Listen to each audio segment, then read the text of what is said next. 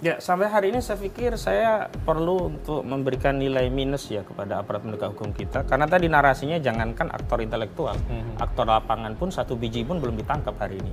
Padahal kita di lapangan sudah tahu siapa pelakunya. Saya sudah sebutkan ada Mandor Mehmet ya yang melakukan di lapangan, atau ada juga Gojali alias Angcun yang punya proyeknya, ada Ali Hanafiah Lijaya orangnya Aguan yang membiayai proyek itu. Tapi nama-nama ini tidak pernah ditelusuri. Berarti paling enggak ini penyidik bisa masuk ini Polri 263 dan 266 KUHP. Pertama tentang pemalsuan dokumen 263, yang kedua memasukkan keterangan palsu dalam akta otentik 266 KUHP. Ini juga sudah masuk, atau setidaknya 378 ada proses penipuan terhadap masyarakat yang sebenarnya dia tidak terlibat dalam proses pembentukan sertifikat, tetapi kenapa tiba-tiba muncul namanya begitu. Kenapa ada bantuan kepada Brimob untuk Polri dari perusahaannya Aguan. Lah bisa saja ini yang membuat Kapolri tidak bisa bertindak. Karena itu saya rasa agar kasus ini tidak muncul praduga Polri itu bermain atau tidak bisa menindak karena dia dikendalikan, sebaiknya memang dicopot saja Kapolri ini. Ya, sampai hari ini saya pikir saya perlu untuk memberikan nilai minus ya kepada aparat penegak hukum kita. Karena tadi narasinya jangankan aktor intelektual, aktor lapangan pun satu biji pun belum ditangkap hari ini.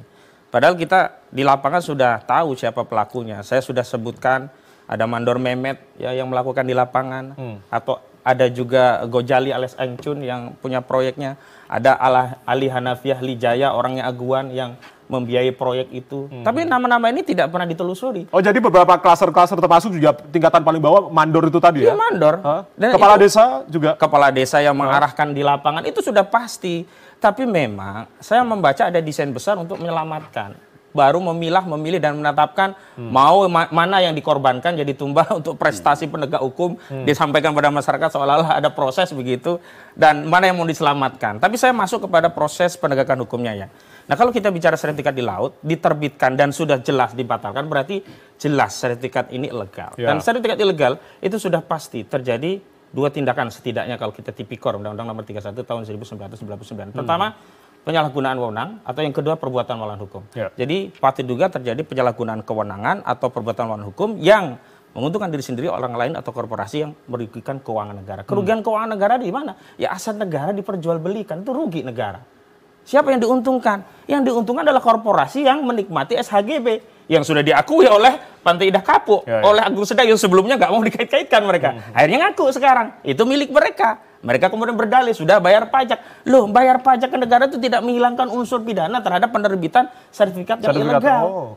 Harus dicek. Dan dalam prosesnya tadi, ada orang yang dicatut, ada informasi yang ditipu masyarakat terkait informasi itu. Berarti paling enggak ini penyidik bisa masuk ini Polri 263 dan 266 KUHP. Pertama tentang pemalsuan dokumen 263, yang kedua memasukkan keterangan palsu dalam akta otentik 266 KUHP.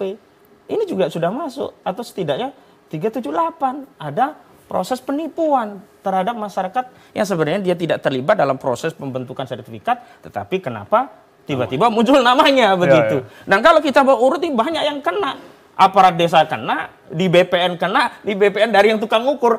Nah ini kan lucu. Dari tingkatan paling bawah, artinya tingkat kabupaten, kalau kita cek ya kronologisnya, ini kan 2021 diproses 2023, kemudian terbit sertifikat. Kan otomatis sebelum terbit kan ngukur. Masa di laut bisa diukur? Kalaulah dalihnya sebelumnya ini abrasi ya, tetap saja nggak bisa diukur kan? Nggak mungkin terbuat, sudah pasti. Itu ada proses untuk melakukan tindakan bahwa ini tanah sudah musnah. Nah kalau ada abrasi dijadikan dalih, sekarang pertanyaannya, teliti saja warga tadi, apakah benar-benar dia mengajukan surat itu dan abrasi? Ternyata tidak. Fakta ada 17 warga di daerah Muncung, Kecamatan Keronjo, mengaku nggak tahu menahu. Dan kemarin di Teluk Naga muncul SPT, surat pengajuan untuk perintah sektor di BPN tentang proses pensertifikan laut tadi. Orang tadi bingung, loh kenapa kok nama saya yang muncul begitu? Saya mau simpulkan satu hal. Sebenarnya perkara ini benar kata Pak Susno. Tidak sulit, asal prosedur hukumnya ini tidak ada hambatan politik. Yang menjadi hambatan politik sederhana. Saat ada perintah dari Presiden Prabowo Subianto, 3 nomenklatur perintahnya. Pertama, segel. Kedua, cabut. Ketiga, usut. Segel sudah dilakukan oleh KKP karena kewenangan KKP. Ya, kemudian cabut sudah dilakukan oleh kementerian dan lembaga yang awalnya TNI AL, yang sebelumnya KKP komplain, katanya barang bukti. Aduh, ngaco aja nih menteri, barang bukti. Padahal presiden menyuruh langsung gitu. Iya, yang ketiga, usut. Nah, usut ini sebenarnya perintah implisit kepada Kapolri. Kenapa tidak dilakukan? Karena penegakan hukum, dalam penegakan hukum kita itu yang garda terdepan penyelidikan dan penyidikan itu adalah institusi Polri. Kok tidak ada tindakan dari Kapolri? Maka saya lihat ini hambatannya di Kapolri. Kalau kita lihat kronologis, kenapa ada bantuan kepada Brimob untuk Polri dari perusahaannya Aguan? Lah bisa saja ini yang membuat Kapolri tidak bisa bertindak. Karena itu saya rasa agar kasus ini tidak muncul praduga Polri itu bermain atau tidak bisa menindak karena dia dikendalikan, sebaiknya memang dicopot saja Kapolri ini. Biar tidak mengganggu secara psikologis proses penegakan. Dan hasil penegakannya dipercaya masyarakat. Kalau ini sudah 3 minggu, orang bertanya-tanya, bener nggak ya semuanya diusut? Jangan-jangan ada yang mau diselamatin. Jangan-jangan ada yang mau dikorbanin. Jangan-jangan ada skenario lain. Nah, ini juga muncul skenario, oh cukup denda saja misalnya. Oh, ini ada masyarakat yang mengaku korban nanti didesain dan seterusnya. Saya tidak percaya itu semua. Karena apa? Saya terjun ke lapangan.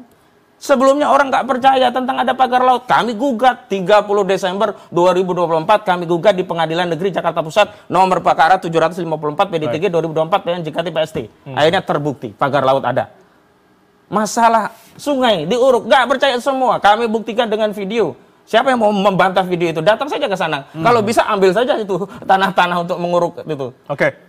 Nah, yang menjadi soal adalah, singkat saya, Mas. Ya, yang jadi soal adalah hari ini ada 2 masalah yang sebenarnya menjadi masalah kita semua. Pertama, masalah hak rakyat yang kemudian dirampas oleh oligarki. Kedua, masalah kedaulatan negara. Ini persoalan kedaulatan negara, bukan soal hanya pagar laut. Kalau pagar laut selesai, nggak perlu TNI AL, cukup tukang cabut saja. Tapi kenapa TNI AL turun? Ini berarti negara menilai ini ada masalah kedaulatan, sehingga tentara yang harus turun. Karena menjual aset tadi, itu kan masalah kedaulatan negara juga. Iya, lagi pula itu kan akses terluar kita, perbatasan negara kita kan laut. Kalau laut itu sudah tidak kita dikendalikan korporasi. Dan di PIK 1 kan sudah terjadi, kendali terhadap semua wilayah PIK 1 itu di korporasinya Aguan, bukan di negara. Makanya kami narasikan, ini ada negara dalam negara. Dan kita harusnya semuanya tersinggung. Tapi kenapa hari ini kok semua serba permisif? Kita menganggap tidak ada masalah, menganggap ini persoalan hanya pagar laut, kemudian ada narasi pagar laut saja se-Indonesia rame. Kan persoalannya tidak sesederhana itu.